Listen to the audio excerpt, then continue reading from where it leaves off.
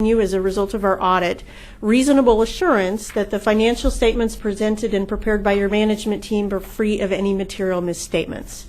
That's the summary version of that. That's what's called an unmodified opinion. That's the term for it. That's the highest level of opinion you can receive as a result of your external audit, and generally that's what you want to hear from your external auditor. So kind of what it's saying is that you can rely on the data.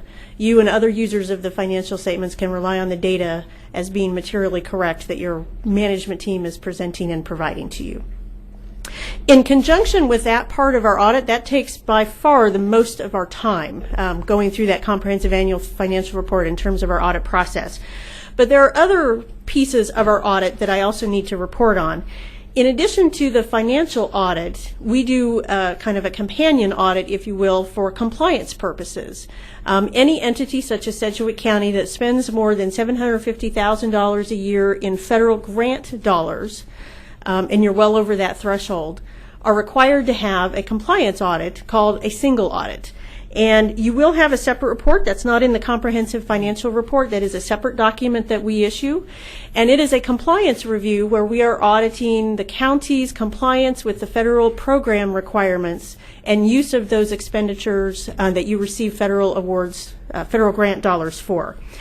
Again, our opinion and our report that we're providing you on that compliance audit is what's called an unmodified opinion. So similar to what I just mentioned, we don't have any modifications or qualifications to that report. That is, again, the highest level of opinion you can receive, again, on the compliance side as well.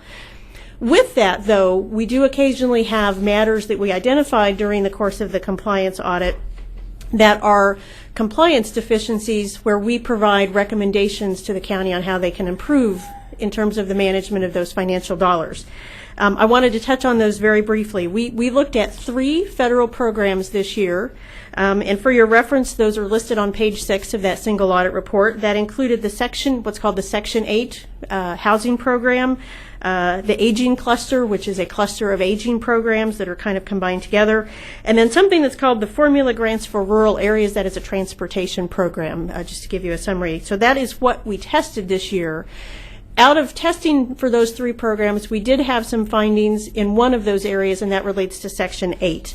The other 2 program areas, we did not have any matters. Again, in that same report, if you want to follow along with me, starting on page 8 is where we report those findings. And I'm just going to touch on each one of these very briefly. In the Section 8 program, the first issue we had relates to what are called housing quality standards. The compliance requirements outlined by HUD require the county to inspect properties that tenants live in on an annual basis. If there are repairs to be made, the owners of those properties are required to make repairs, and then the county is then required to go re-inspect to make sure that those repairs were in fact made. That process, it has a timeline around it where that from the point of initial inspection to re-inspection by the county is a 30-day time window. We found 3 instances in our testing where that time window was exceeded, anywhere from 3 to 8 days. So we're not talking about a lengthy delay in terms of the re-inspections getting done, but they were a few days late. So we were required to report that to you. The other thing I will point out, at the bottom of each one of these pages where we have the findings, there is a response from the county, and in particular in this case the housing authority, with their corrective actions that they plan to take going forward and what steps they're already taking to address those issues. So I wanted to make sure you were aware that those are also listed within this document. The second issue on page 9 relates to a requirement where HUD, in conjunction with your financial institution where you deposit funds that come from HUD, there's a specific HUD form that has to be filled out that the bank has to agree to, and that form was not in place. The county did have an agreement with the financial institution, as you do on a standard basis with all your depository institutions.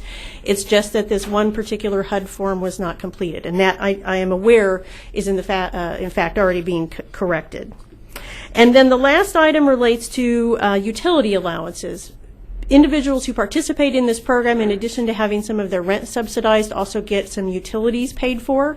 Those utility allowances are based on market rates within this community.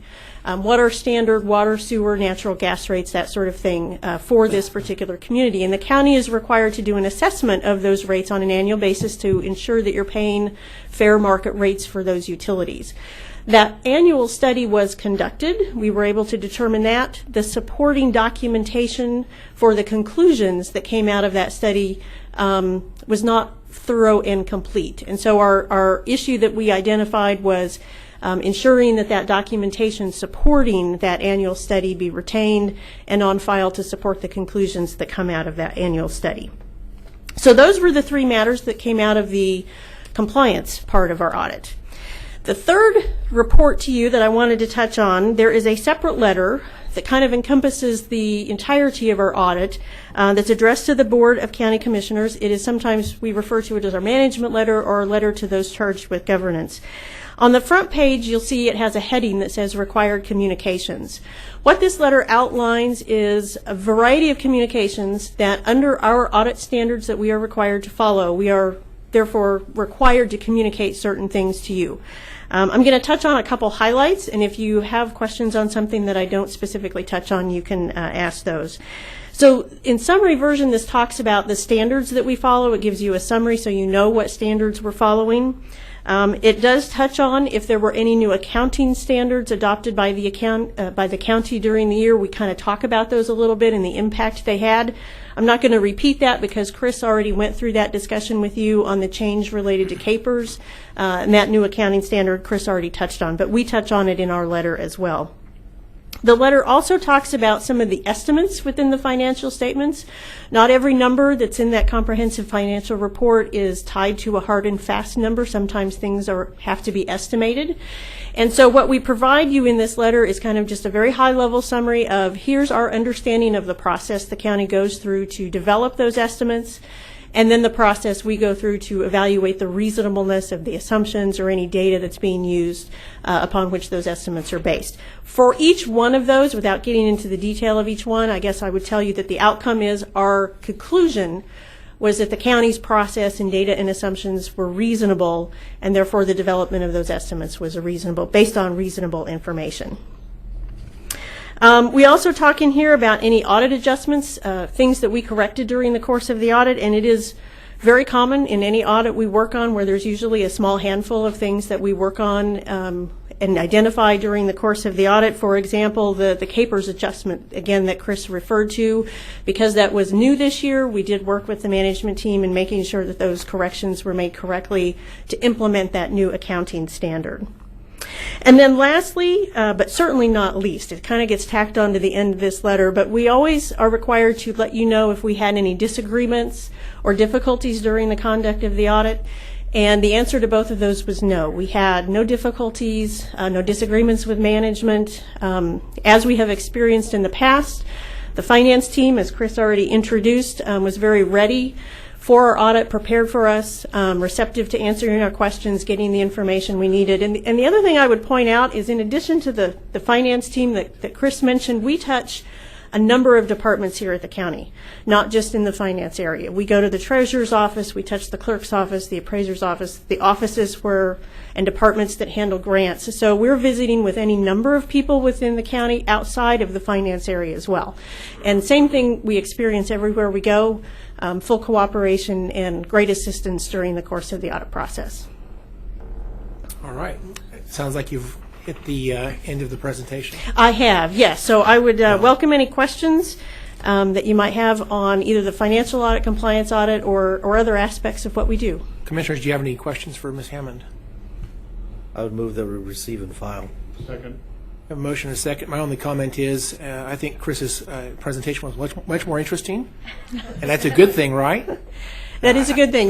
You don't want me to talk for. You don't want me to have too much to report. I think what you're presenting is extremely important and it's worthwhile. And just as a final question before we go on, can you describe for the taxpayers and the viewers how much money we spend on this audit each year or this year, and how many man hours or months does it take to present this, to prepare and present this? Yes. So for the 2015 year that we just finished and that I just reported on, our base fee per our contract was $141,812 $141,812, Let me just make it simple.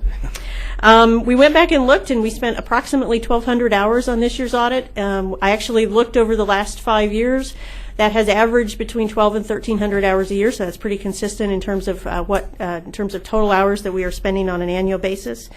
How that translates into number of folks that we have here and the length of time it takes. We spend 1 to 2 weeks here in December each year, doing some preliminary work before the end of the year, and then when we come back in February, we're here for roughly 5 weeks, and during that 5-week period, we have anywhere from, depending on the week, 3 to 5 staff on site or at different departments within the county doing work. So cumulatively, we went back and looked at that's about 20 to 25 individual man weeks, if you will. That's what we call them, person weeks, because we might have 3 to 5 people here at any one point in time. But roughly about 5 weeks in February, March, and 2 weeks before the end of the year. That's great data. Thank you for preparing those. I know I was going to ask that question, so you were ready for it.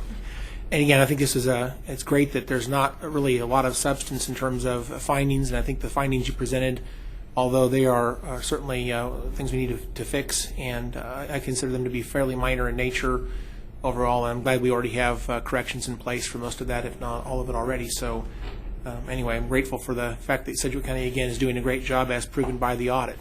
And so thank you for presenting that today. Now, Commissioners, we do have a motion and a second, and I think see no other discussion. Madam Clerk, please call the vote. Commissioner Unruh. Aye. Commissioner Norton. Aye. Commissioner Peterjohn. Aye. Commissioner Ransaw. Aye. Chairman Howell. Aye. All right. Madam Clerk, next item, please. New business, item N, report of the Board of Bids and Contracts regular meeting on March 31st, 2016. Good afternoon, Mr. Chairman and Commissioners. Joe Thomas, Director of Purchasing. The Board of Bids and Contracts of March 31st results in 8 items that we will present to you. Item number 1 is the bridge improvements for Public Works, and this bridge is located on 135th Street West between 21st and 29th Streets North. The recommendation is to accept the low bid from King Construction Company Incorporated in the amount of $846,792.30. Item number 2 is the 2016 hot in-place asphalt recycle pavement for Public Works. This recommendation is to accept the low bid from Dustrol Incorporated in the amount of $618,368.44. Item number 3 is the 2016 crack seal for Public Works. This recommendation is to accept the low bid from Pavement Pros LLC in the amount of $186,681.80. Item number 4 is the dark fiber installation for Division of Information and Operations. The recommendation is to accept the low bid from Phillips Southern Electric Company Incorporated in the amount of $72,995. Item number 5 is on-call remodel services for the Facilities Department. And this recommendation is to accept the bids from Van Asdale Construction and Cherokee Construction Incorporated at the rates listed for 1 year with 2 one-year options to renew. Item number 6, which is the Dodge Charger Police Package Vehicles for Fleet Management.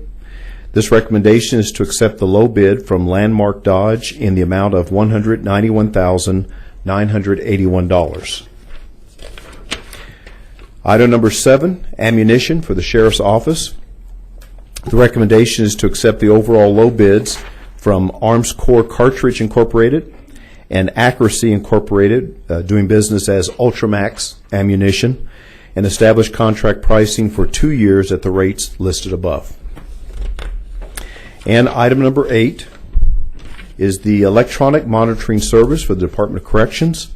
And this recommendation is to accept the overall low proposal from Core Monitoring, LLC, and establish contract pricing for 1 year with 2 one-year options to renew. I'll be happy to answer any questions you may have, and I recommend approval of all items. Thank you for the presentation. I only have one question. On item number 6 with the Dodge Chargers. This went out to looks like 6 potential suppliers of this. Maybe 26 on the Dodge Chargers. And Landmark Dodge, where is that located? Independence, Missouri. Okay. All right. I have no other questions. Commissioners, what's the will of the board? Chairman, I move that we approve the recommendation of the Board of Bids and Contracts. Second. We have a motion and a second. Any further discussion? I see none. Madam Clerk, please call the vote. Commissioner Unruh. Aye. Commissioner Norton. Aye. Commissioner Peterjohn. Commissioner Ranza. Aye. Chairman Howell. Aye. Thank you, Commissioners. Thank you. All right. Madam Clerk, next item, please. Consent agenda. Mr. Chairman, Mike Scholes, County Manager, recommend you approve consent agenda items Oscar through Sierra. So moved. Second. We have a motion and a second. Any discussion? Seeing none, Madam Clerk, please call the vote. Commissioner Unruh. Aye. Commissioner Norton. Aye. Commissioner Peterjohn. Aye. Commissioner Ranza. Aye. Chairman Howell. Aye. Okay. Madam Clerk, next item, please. Public agenda. Has anybody decided they wanted to address the County Commission at this time? I don't think there is anybody here. It's been a very long meeting, going on 4 hours at this time. So let's go on to the next item, please. Legislative issues. I don't think we have any legislative issues unless the commissioners have something they want to raise. And nothing from staff at this time. I just wanted to say that the legislature is on their break, and I think they go back on April the 27th, if I remember correctly. A little bit longer break this time than usual. And again, we have a lot of legislation that's still in play, so I'm sure as we get close to the 27th, we may have some things to talk about. But right now, we're just in hold mode. So, Madam Clerk, next item, please. Other. All right. Commissioners, any comments for other today? Commissioner Peterjohn. Well, I'm going to cover a few items and try and do it fairly quickly. Out in the northern part of my district, in the city of Bentley, Saturday morning, they're going to be having a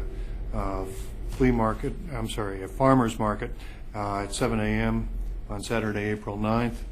And that's going to be followed up later the day, also at the Senior Center in Bentley, with a 5:30 with a meal and games, including bingo. So if anyone's interested in that area up in the Bentley area, I urge them to get out. There'll be some things happening in the city of Bentley. Mr. Chairman, I'd be remiss if I didn't point out that April 6th is an important day in American history for a number of reasons. And transitions are often very, very important, and interestingly enough, a very sad transition. On April 6th, 1841, we had the first vice president become president when John Tyler was sworn in to replace William Henry Harrison, who died in office. On April 6th, 1917, the United States declared war and entered war on Germany and entered World War I. And on something more interesting for folks who are interested in cooking, on April 6th, 1938, a researcher by the name of Roy Plunkett discovered a substance called polytetrafluoroethylene, better known today as Teflon. So April 6th is an important day in American history. Wanted to get that on the record, and also mention that if folks out there are interested, contact or sign up on the county website. We've got new newsletters that folks can receive coming out from the commissioners, and I'm looking forward to my first ones out there, and it's available to the public. Thank you, Mr. Chairman. Thank you, Commissioner. I just want to say I did attend the City Council meeting yesterday in Wichita. It was a good experience. I plan on doing that more often, and I'd like to say they do a great job across the street. Along that line, we do have I wanted to mention this every meeting until this happens, but on April the 18th, we will have our first in-district evening meeting for the Board of County Commissioners, and I'm excited about that. It continues to be a little bit of public interest. I continue to get phone calls on this and more news stories. I think this is momentous. It's a big deal for Sedgwick County to start something new like this. That'll be on April the 18th. We have a meet and greet that starts at 6 p.m. and the actual business meeting starts at 6:30 p.m. It's just going to be a regular meeting. Whatever happens to be on the agenda, we will process that like usual. It'll be at the Derby Welcome Center at 611 North Mulberry Road in Derby, Suite 200, which is in the middle of the building if you want to attend that meeting. It's, again, the Derby Welcome Center. So just want to highlight that. I know it's very late. Any other commissioners' comments today? Well, seeing none, I don't think we have a need for a fire district, but we do have a need for an executive session today, and so we We do now. I believe we can might be able to get it done. We've kind of pared it down a little bit. We can do it in 30 minutes if you'd like. Okay. will try that. So, Commissioner Ranzo? Mr. Chairman, I move that the Board of County Commissioners recess an executive session for 30 minutes to consider consultation with an attorney for this commission, which would be deemed privileged in the attorney-client relationship, matters relating to employer-employee negotiations, and preliminary discussions relating to the acquisition of real property, and that the Board of County Commissioners return to this room from executive session no sooner than 1:35. The executive session is required to protect attorney-client privilege in the public interest and to protect the county's financial interest and the right to the confidentiality of its negotiating position. I will second that. And see no discussion, Madam Clerk, please call the vote. Commissioner Unruh. Aye. Commissioner Norton. Aye. Commissioner Peterjohn. Aye. Commissioner Ransaw. Aye. Chairman Howell. Aye. So we'll be in executive session until 1:35. Mr. Chairman, there are a number of people who probably need to be in that room. Can we use the boardroom, manager's boardroom, rather than our usual room, or does that make any, or do you care? I think that'd be fine. Let's go ahead and do that. A little few more chairs in there. So we'll move over to the manager's boardroom down the hall here, and we'll be back at 1:35. Thank you. All right, we're ready for. Okay. All right, we're back from executive session. No binding action was taken. So with that, Mr. Manager, anything else today? Nothing else. Commissioners, anything else you want to raise before we adjourn? Mr. Counselor? Seeing none, we are adjourned. Thank you.